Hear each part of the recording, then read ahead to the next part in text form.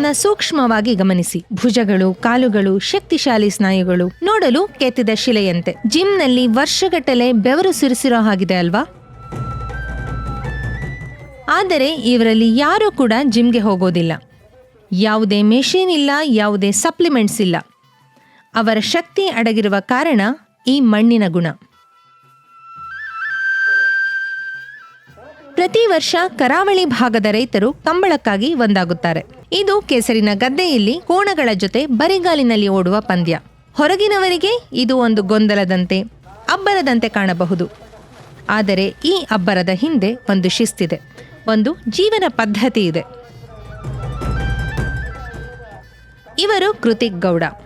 ದಕ್ಷಿಣ ಕನ್ನಡ ಜಿಲ್ಲೆಯ ಬಂಟ್ವಾಳ ತಾಲೂಕಿನ ಪೆರಂಗಲ್ ಗ್ರಾಮದ 23 ವರ್ಷದ ಕಂಬಳದ ಓಟಗಾರ. ನಾವು ಇವರನ್ನ ಭೇಟಿಯಾದದ್ದು ಗೆಲುವಿನ ಸಂಭ್ರಮದಲ್ಲ, ಅವರ ಮನೆಯಲ್ಲಿ.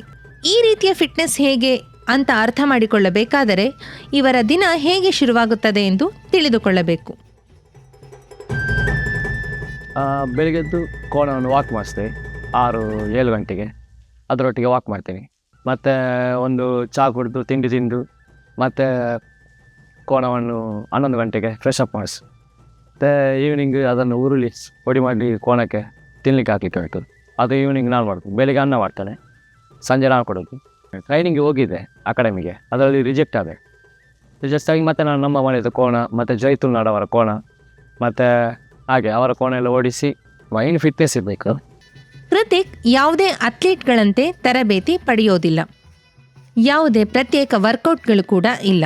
ಇವರ ಶಕ್ತಿ ಹೆಚ್ಚುವುದು ದೈನಂದಿನ ಕೆಲಸದ ಮೂಲಕ. ಗದ್ದೆಯಲ್ಲಿ ಕೆಲಸ ಮಾಡೋದು, ಭಾರ ಹೊರೋದು, ದಿನವಿಡೀ ನಡೆಯೋದು. ಇಲ್ಲಿ ಓಡುವುದು ಫಿಟ್ನೆಸ್ಗಾಗಿ ಅಲ್ಲ, ಅದು ಅನಿವಾರ್ಯತೆ. ಈಜೋದು ವ್ಯಾಯಾಮವಲ್ಲ, ಅದು ಜೀವನದ ಭಾಗ. ಸರಳ ಪೌಷ್ಟಿಕ ಮನೆಯೂಟ, ಹಾಗೂ ಅದೇ ಇವರ ಬಲ. ಒಂದು ಆಗಸ್ಟಲ್ಲಿ ಕೋಣ ಉಳುಮೆ ಮಾಡಲಿಕ್ಕೆಲ್ಲ ಸ್ಟಾರ್ಟ್ ಮಾಡ್ತೀವಿ. ಕೋಣ ಸಹ ರೆಸ್ಟಲ್ಲಿ ಇರ್ತೇವಲ್ಲ, ಉಳುಮೆ ಮಾಡಿಲ್ಲ ಒಂದು 15 ದಿವಸ ಉಳುಮೆ ಮಾಡಿ ಒಂದು 20 ದಿವಸ ರೆಸ್ಟ್ ಆಗಿ ನಮಗೆ ಸಹ ಕೈಕಾಲೆಲ್ಲ ಫ್ರೀ ಆಗ್ತದಲ್ಲ. ಮತ್ತು ಕೋಣ ಪ್ರಾಕ್ಟೀಸ್ಗೆ ಕರ್ಕೊಂಡು ಹೋಗ್ತೀವಿ. ಒಂದು 7 ರೌಂಡ್ ಎಲ್ಲ ಓಡಿಸ್ಲಿಕ್ಕೆ ಇರ್ತದೆ.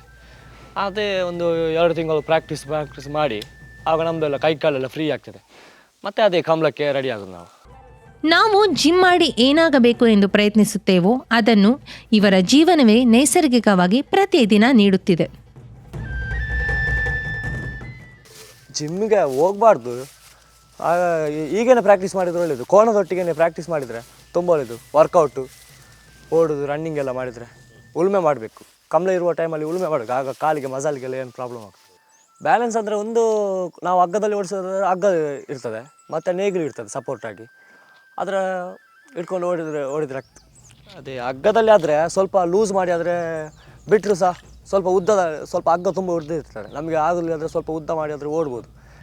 ಕೃತಿಕ್ ಒಬ್ಬರೇ ಅಲ್ಲ, ಯಾವುದೇ ಕಂಬಳದ ಗದ್ದೆಗೆ ಹೋದರೂ ಇಂತಹುದೇ ದೇಹಗಳನ್ನು ನೀವು ನೋಡಬಹುದು. ಗಟ್ಟಿಮುಟ್ಟಾದ ಸದೃಢ ದೇಹಗಳು. ಇದು ಕೇವಲ ಕೃತಿಕ್ ಒಬ್ಬರ ಕಥೆಯಲ್ಲ, ಇದು ಇಲ್ಲಿನ ಪ್ರತಿಯೊಬ್ಬರ ಕಥೆ. ಡಯಟ್ ಅಂದರೆ ಜಾಸ್ತಿ ಆಯಿಲ್ ಫುಡ್ ಎಲ್ಲ ಅವಾಯ್ಡ್ ಮಾಡ್ತೇವೆ.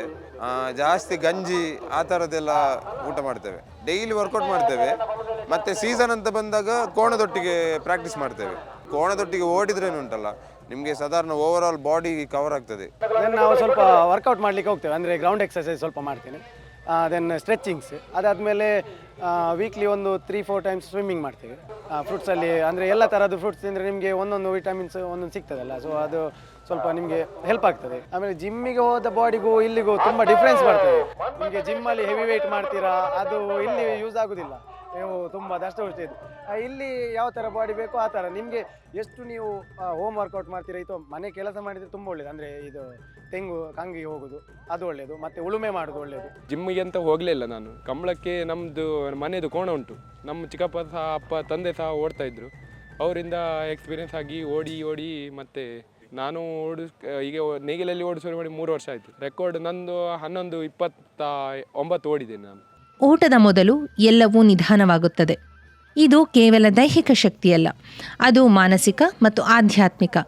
ಮನುಷ್ಯ, ಪ್ರಾಣಿ ಮತ್ತು ಮಣ್ಣಿನ ನಡುವಿನ ನಂಬಿಕೆ ಇದು.